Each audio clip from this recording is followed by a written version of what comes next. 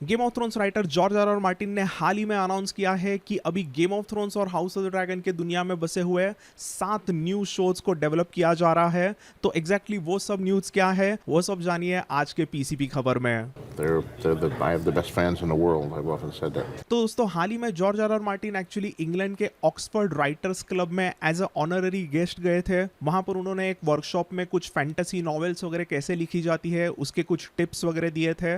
और उस वर्कशॉप के बाद में ऑब्वियसली वहां पर एक बहुत ही मस्त Q&A सेशन रखा गया।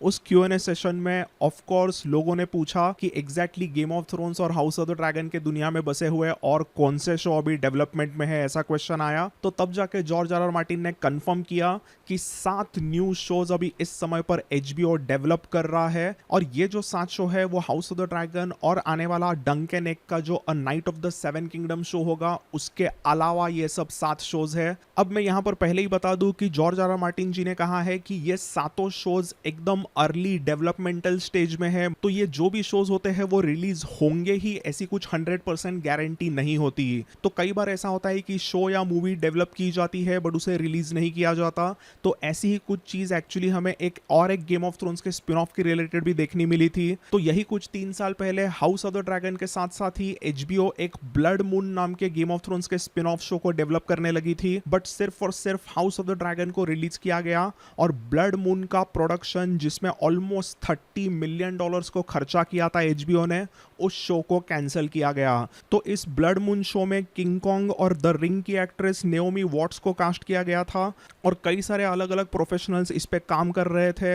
As I said almost $50 million इस पे खर्च किया गया था। बट इस शो का पायलट रिलीज नहीं किया गया बिकॉज अपेरेंटली HBO को लगा कि ये शो नहीं चलेगा and that's why they totally scraped it. But इस शो की वजह से प्लॉट लाइन काफी अच्छी थी। ये शो एकदम एज ऑफ हीरोज के समय में बसा होने वाला था जिसमें हमें पता चलता कि हाउस लैनिस्टर, हाउस स्टार्क और बाकी सब इंपॉर्टेंट हाउसेस वगैरह कैसे बने, exactly children of the forest और जायंट्स के साथ में वगैरह क्या हुआ, उस लोर में हम जाते इस शो के जरिए। बट इस शो का HBO ने प्रोडक्शन बंद कर दिया। तो ऐसी ही कुछ चीज आने वाले इन 7 शोज के साथ में हो सकती है बट लेट्स जस्ट होप कि ऐसा कुछ ना हो और ये जो भी गेम ऑफ थ्रोन्स के show George R R Martin ने हमें बताए हैं वो अच्छी तरीके से रिलीज हो। तो इन 7 शोज में 3 शोज लाइव एक्शन होने वाले हैं और 4 शोज एनिमेटेड होंगे।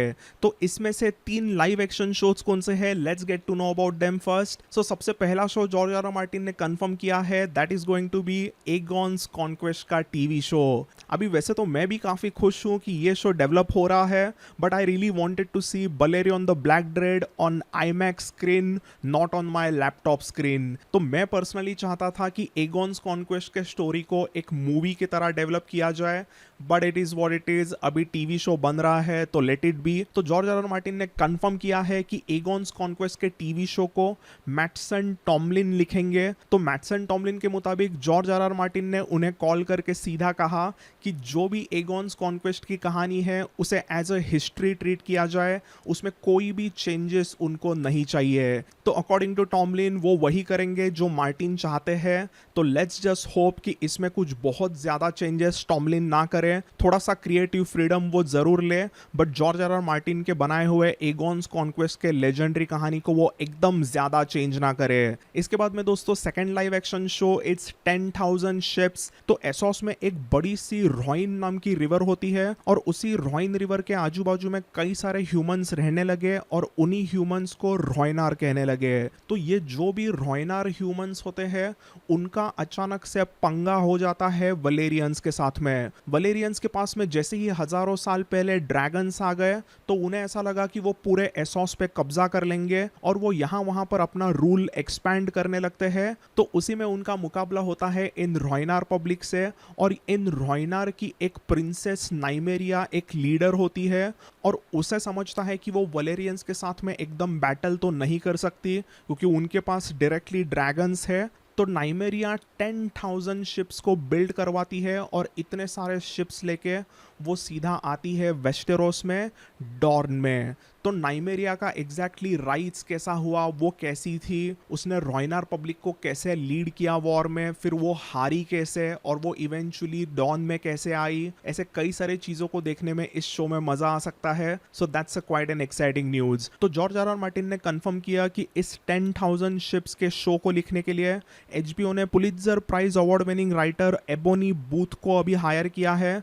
अभी पुलित्जर अवार्ड जैसे कुछ प्रेस्टिजियस अवार्ड को जीतने वाली ये राइटर है, मतलब ये कोई जरूर अच्छी राइटर होंगी and we can hope that ये शो वो अच्छे से डेवलप कर पाए। देन दोस्तों इसके बाद में थर्ड लाइव एक्शन जो शो है वो अब तक कंफर्म नहीं है, it's not revealed yet, but हम लोग बस गेस कर सकते हैं कि मे बी रॉबर्ट्स रेबेलियन हो या फिर कोई एकदम ब्लैक फायर रेबेलियन के समय का कुछ शो हो। देन 4 एनिमेटेड शोज की अगर हम बात करते हैं तो उसमें भी 2 शोज को बताया गया है कौन से होंगे और 2 एग्जैक्टली शो कौन से है वो नहीं पता। तो जो भी 2 शोज कंफर्म किए गए हैं उसमें एक है Golden Empire of Yi Ti and second show is called as 9 voyages. तो ये 9 वॉयजेस मतलब यंग लॉर्ड कॉर्लिस वेलेरियन के लेजेंडरी 9 वॉयजेस के ऊपर ये शो होने वाला है। अभी यहाँ पर कई लोगों को ऐसा लग सकता है कि ये शो एनिमेटेड क्यों है, लाइव एक्शन होना चाहिए था, बट सही में दोस्तों ये डिसीजन मुझे पर्सनली काफी सही लगा कि ये शो एनिमेटेड होगा, क्योंकि एनिमेटेड जो दुनिया होती है वो कुछ बहुत ही अलग लेवल पर क्रिएट की जा सकती है जो कि हम लाइव एक्शन में इतना अच्छी तरीके से नहीं देख पाएंगे। तो जैसे कि 9 वॉयजेस में कॉर्लिस वेलेरियन एक बार यीटी में जाते हैं, अशाई बाय द शैडोज में वगैरह जाते हैं, तो वो वहाँ का जो पूरा रीजन है वो एकदम लाइव एक्शन में उसे रिक्रिएट करना इट्स क्वाइट डिफिकल्ट। तो इट्स बेटर कि उसका एनिमेटेड वर्जन ही आ रहा है। तो 9 वॉयजेस है तो हर एक वॉयज पे एक एक सीजन वो बना सकते हैं और सही में मुझे लगता है कि ये शो काफी अच्छा हो सकता है। देन दूसरे शो की बात करते हैं गोल्डन एम्पायर ऑफ वीटी।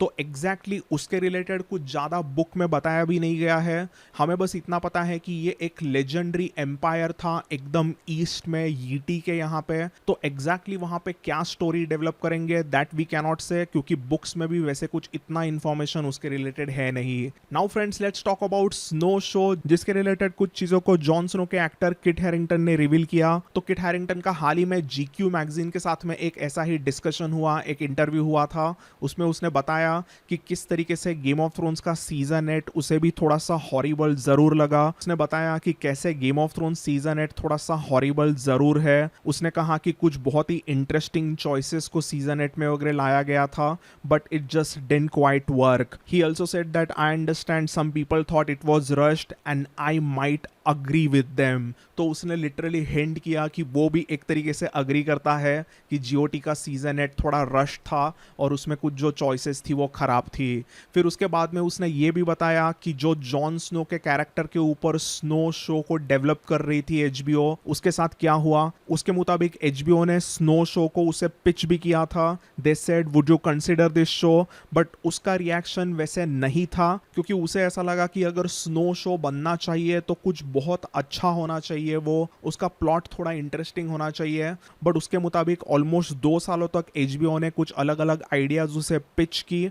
2 सालों तक they came back and forth developing that, but it just didn't get him excited enough. In the end Harrington ने ही कहा कि ये जॉन स्नो को शो को मत ही बनाओ आप, and he just backed out of it. Then दोस्तों एवेटार के थर्ड फिल्म के टाइटल को रिलीज किया गया है। It will be called as Avatar Fire and Ash, और ये इकलौती चीज जेम्स कैमरन के रिलेटेड नहीं है। और एक न्यूज के अनुसार James Cameron is coming back to the Terminator franchise. कुछ रिपोर्ट्स के अनुसार जेम्स कैमरन अभी एक कहानी को डेवलप कर रहे हैं, जो कहानी स्काईनेट के तरफ से सोची जाएगी। तो ये बहुत ही एक्साइटिंग न्यूज है। टर्मिनेटर डार्क फेट जैसे टट्टी मूवी, टर्मिनेटर डार्क फेट जैसे बकवास मूवी के बाद में टर्मिनेटर फ्रेंचाइज ऑलमोस्ट खत्म ही हो गई थी, बट अगर साक्षात जेम्स कैमरन जिन्होंने टर्मिनेटर 2 जजमेंट डे जैसे मूवी को डायरेक्ट किया और लिखा, वो अगर वापस टर्मिनेटर फ्रेंचाइज को रिवाइव करने आते हैं तो definitely it will work. Lastly friend, Disney के D23 एक्सपो का मेरा पर्सनल फेवरेट रिवील रहा था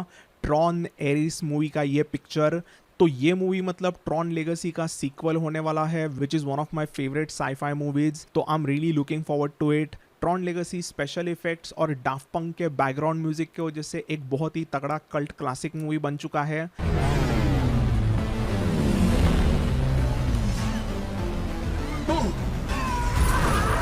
यहाँ पर डिज्नी ने अनाउंस किया कि इस बार अमेरिकन बैंड 9 इंच नेल्स इस ट्रॉन एरीज को बैकग्राउंड म्यूजिक वगैरह देगा। तो दोस्तों that's all in today's PCP खबर। अगर आपको ये वीडियो पसंद आया तो वीडियो को लाइक ज़रूर कीजिए और ऐसे ही वीडियोस के लिए चैनल को सब्सक्राइब करना मत भूलना। तो thanks for watching, I will see you all in the next one. Bye and take care.